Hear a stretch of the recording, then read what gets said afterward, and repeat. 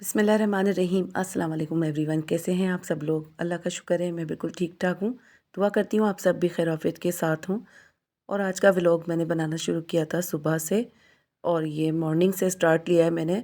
आज सोचा कि सूजी का केक बनाया जाए, तो 1 कप से कम मैंने सूजी ले ली थी और हाफ़ कप मैंने इसके अंदर दूध डाल दिया है, और 3 टेबल स्पून इसके अंदर मलाई जाएगी, जो कि फ़्रेश ही डलेगी। बस 1 दिन की और हो, यानी कि 2 दिन की ये मलाई आप जमा कर लिएगा इस केक को बनाने के लिए। अभी तो सर्दियाँ हैं, तो मलाई जो है वो बहुत मोटी-मोटी सी दूध पे से सबके यहाँ ही उतर रही होती है। तो इसको डाल के ना मैं आधे घंटे से ज़्यादा ही इसको छोड़ दिया था मैंने। तो सूजी जो है ना दूध के अंदर अच्छे से सोक हो गई थी, सॉफ्ट हो जाती है। तो आप लोगों के पास भी अगर टाइम हो ना, तो इसको ज़्यादा देर के लिए सोक कर लिएगा। तो सूजी जो है ना हमारी अच्छी सी सॉफ्ट हो जाती है, और फिर जब हम इसको जूसर के अंदर चलाते हैं ना, तो ये हमारी बिल्कुल फ्लफ़ी सी जो है वो बैटर बन के रेडी हो जाता है। क्योंकि इसके अंदर मलाई शामिल की है, तो ऑयल की इतनी ज़रूरत नहीं पड़ेगी, लेकिन मैं फिर भी इसके ऊपर अंदर जो है ना, क्योंकि सर्दियाँ हैं, तो 1 टेबल स्पून जो है ना भर के ऑयल शामिल कर दूँगी। यहाँ पे चीनी मैंने उतनी ली है जितनी मैंने सूजी ली थी, यानी 1 कप से थोड़ा कम, 4 से 5 टेबल स्पून आप कम कर लिएगा। तो बस उतनी ही कम कर लिएगा आप, सूजी भी और चीनी भी दोनों मिक़दार में ले लिएगा सेम। अगर आप लोग मीठा खाते हैं हमारी तरह, तो हम लोग जो है ना टी टाइम केक जो है वो मीठा ही खाते हैं, तो इसलिए थोड़ी-सी चीनी मैंने यहाँ पे ज़्यादा ही ली है।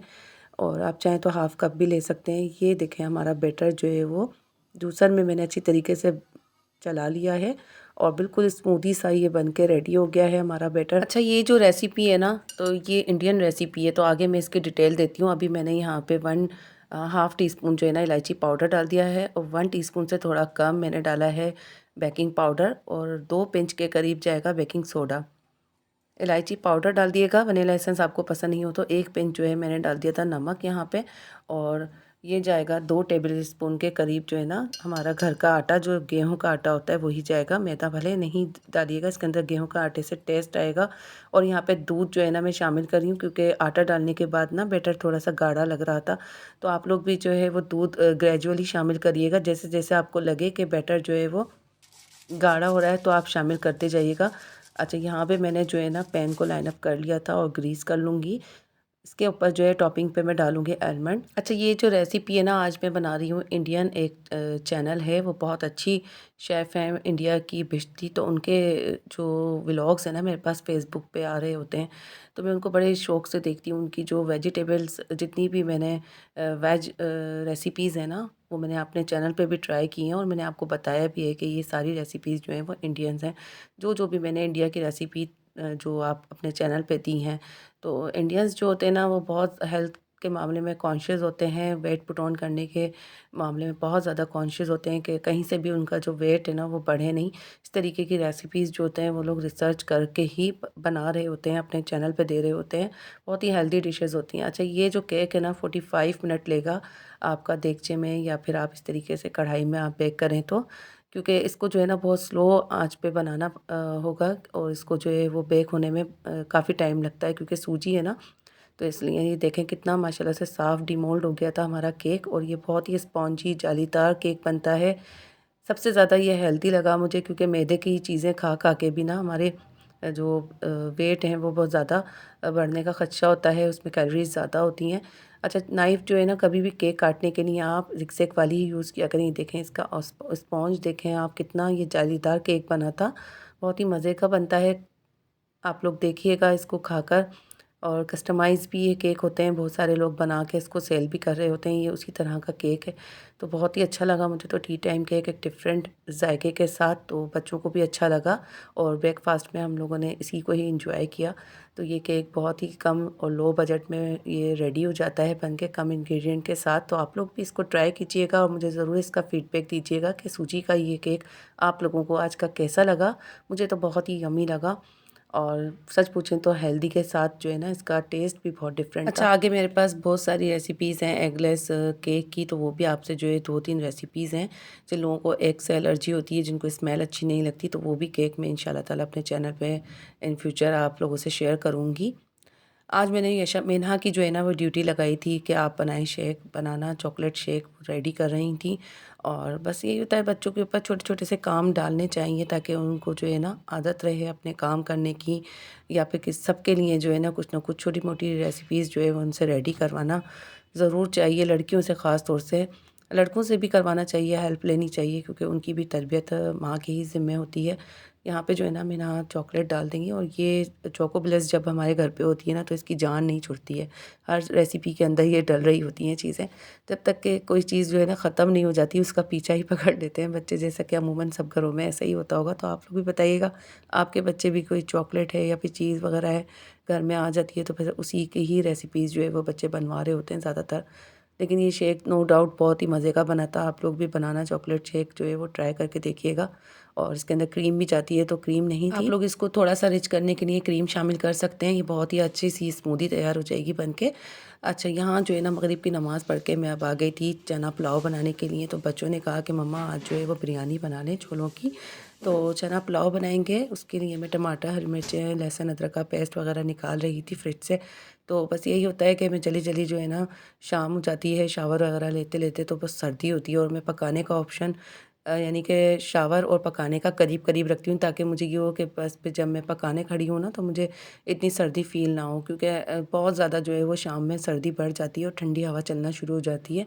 तो ऐसे ही था कि पकाने जब आप खड़े हो जाते हैं ना, शावर लेकर आते हैं नमाज़ पढ़ के, तो इतनी फ़ील नहीं हो रही होती सर्दी, और उससे ये होता है कि आपकी बॉडी टेम्परेचर भी जो है ना वो गर्म हो जाता है।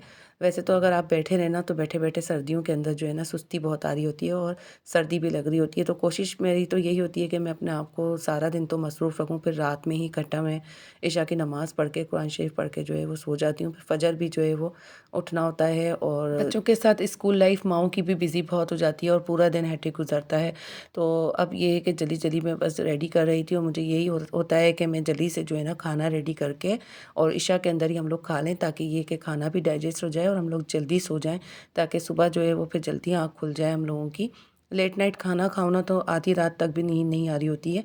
तो यहाँ जो है ना मैं चना पुलाव रेडी कर रही थी। अच्छा, इस पुलाव के अंदर ना आज की जो डिफ़रेंट है वो है कुटी लाल मिर्च, वो मैंने शामिल की है, वरना अदरवाइज़ मैं अक्सर बोल रही होती हूँ कि मैं अपनी बिरयानी में जो है ना अक्सर ज़्यादातर जितनी भी मेरी बिरयानी की रेसिपीज़ हैं मैं कुटी लाल मिर्च नहीं शामिल करती। लेकिन बच्चों ने कहा कि आज जो है मम्मा बाहर जैसी बिरयानी बनाएँ चटपटी सी, तो मैंने कहा चलें।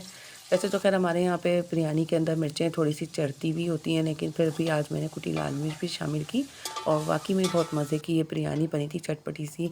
और छोलों की बिरयानी होती है ना तो वो फीकी-फीकी अच्छी नहीं लग रही होती है। अच्छा, लाइट गैस का इतना कोई इशू हो रहा है ना हैदराबाद के अंदर, पता नहीं पूरे मुल्क के अंदर हो रहा है कि नहीं।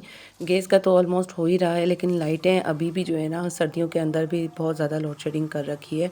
शाम में 1 घंटे की लाइट जाती है, जिसकी वजह से अक्सर यही होता है कि रेसिपी देने में या फिर कोई व्लॉग शूट करने में बहुत ज़्यादा मुश्किल पेश आ रही होती है। 6 से 7 जो है ना ये लोग लाइट ले लेते हैं, या फिर कभी 7 से 8 ले लेते हैं। कोई टाइमिंग मेंशन नहीं कर रखी है, यानी कि किसी भी टाइम कभी भी लाइट चली जाती है। कभी तो पूरे 2 घंटे के लिए ही ले लेते हैं शाम की लाइट, और फिर ये होता है कि रात की अलग जाती है 10 से 12। तो ये हाल है बस लाइट का, और ऐसा ही कुछ चल रहा है। अच्छा, यहाँ पे मैंने वेजिटेबल्स का अचार डाला था, जो कि ये रेसिपी जो है वो मेरे नेबर्स में हिरा रहती हैं, उनकी मदर की है। तो उन्होंने मुझे जब भेजा था ना अचार अपनी मम्मा के हाथ का, तो मुझे बहुत ही अच्छा लगा। एक तो ख़ास बात ये थी कि ये बहुत ज़्यादा खट्टा नहीं था, और ये सिरका और तेल का अचार था। बहुत ज़्यादा इसके जो इंग्रेडिएंट थे ना वो भी बहुत ज़्यादा कॉस्टली नहीं पड़े। तो बहुत ही लो बजट के अंदर ये अचार जो है वो बन के रेडी भी हो जाता है, और बहुत मज़े का। सब्जियाँ जो सर्दियों की होती हैं ना, ये अचार बन के रेडी होता है। तो इसके अंदर शलजम, गाजर, मूली, मटर, हरी मिर्चें, लहसुन, अदरक, ये सारी चीज़ें मैंने काट के डाल दी थी। फूल गोभी मैंने नहीं ली थी, क्योंकि बच्चों को अच्छी नहीं लगती है। तो इसलिए बस आप लोगों को अच्छी लगे तो आप लोग शामिल कर लिएगा। इसकी रेसिपी मैं आपसे ज़रूर शेयर करूँगी। अभी ये फ़र्स्ट टाइम मैंने उनसे पूछ के बनाया था, और ये बहुत मज़े का अचार बना था। तो बस यही था कि मैंने उन्हें बुला के जो है ना उनसे हेल्प ले ली थी, तो बहुत ही टेस्टी अचार बन के रेडी हुआ था, और चावल के साथ, पराठों के साथ, वैसे भी बेसन की रोटी है, मेहमानों के आगे रखें, बहुत ही मज़े का ये अचार बन के रेडी होता है। अच्छा, मुझे इस तरीके की चीज़ों का जो है ना वो बहुत ज़्यादा शौक है, और मैं इन्वेस्ट भी करती हूँ। तो अच्छा, यहाँ जो है ना मैं सर्दियों के अंदर बस यही होता है मेरा कि बार-बार उठ के जाना नहीं पड़े, बच्चों को गरम-गरम बस मैं देगचा यहीं ले आती हूँ चावलों का। और अक्सर हमारे यहाँ पे जो है ना बिरयानी इसी तरीके से ही खाई जाती है, क्योंकि हस्बैंड भी होते हैं मौजूद। तो बस फिर मैं यहीं से ही जो है ना सबको निकाल-निकाल के दे रही होती हूँ, और गरम-गरम जो है ना बच्चे खा रहे होते हैं। तो बस व्लॉग को मैं यहीं पर ही एंड करूँगी। आज का व्लॉग आपको कैसा लगा मुझे ज़रूर बताइएगा, और अचार की रेसिपी इंशाल्लाह ताला आपसे ज़रूर शेयर करूँगी। मैंने यही सोचा था कि अभी तो मैंने ये बना लिया है, लेकिन नेक्स्ट टाइम ये है कि आपसे पूरी मुकम्मल इसकी रेसिपी शेयर करूँगी, क्योंकि मुझे खुद भी नहीं आता था। मैंने ये पूछ के ही बनाया है और उनकी हेल्प ली थी। उनका बहुत शुक्रिया कि उन्होंने मुझे ये अचार की रेसिपी दी और आके उन्होंने मेरी हेल्प भी करी।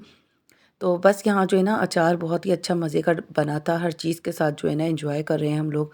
सब्ज़ी के साथ भी अच्छा लगता है, और भुने हुए सालन जो होते हैं कीमा, मटर, आलू, उसके साथ भी ये बहुत मज़े का लग रहा था। चावल के साथ है, बेसन की रोटी वग़ैरह है, जो कि मैं बोल चुकी हूँ कि बहुत ही मज़े का ये अचार बन के रेडी होता है।